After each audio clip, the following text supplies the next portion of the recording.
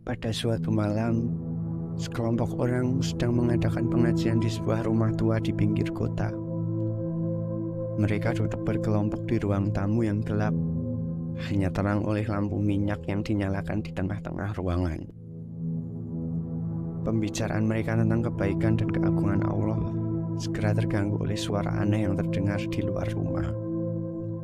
Awalnya, mereka mengabaikannya, menganggap itu hanya suara angin yang bertiup kencang di malam yang gelap. Namun, suara itu semakin keras dan semakin mendekat. Ketika para jemaah mulai merasa khawatir, tiba-tiba pintu terbuka dengan sendirinya dan seseorang memasuki ruangan. Orang itu berjalan dengan langkah lambat dan tenang ke arah mereka.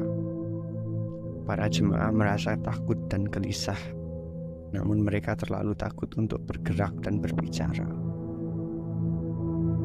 Setelah beberapa saat, orang itu tiba di tengah-tengah ruangan dan tiba-tiba berhenti. Dia menatap tajam ke arah para jemaah dan berkata dengan suara yang serak,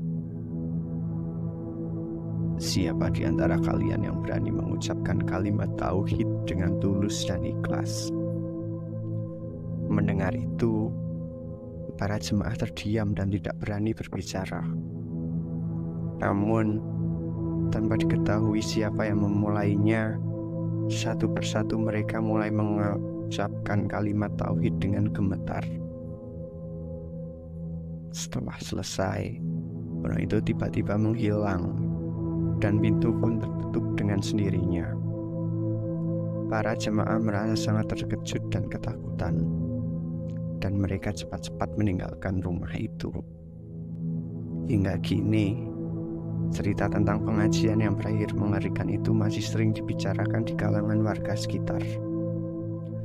Beberapa orang mengatakan bahwa rumah itu dihantui oleh arwah yang tidak tenang, sedangkan yang lain berpendapat bahwa itu hanyalah kejadian yang tidak biasa yang sulit dijelaskan secara logis.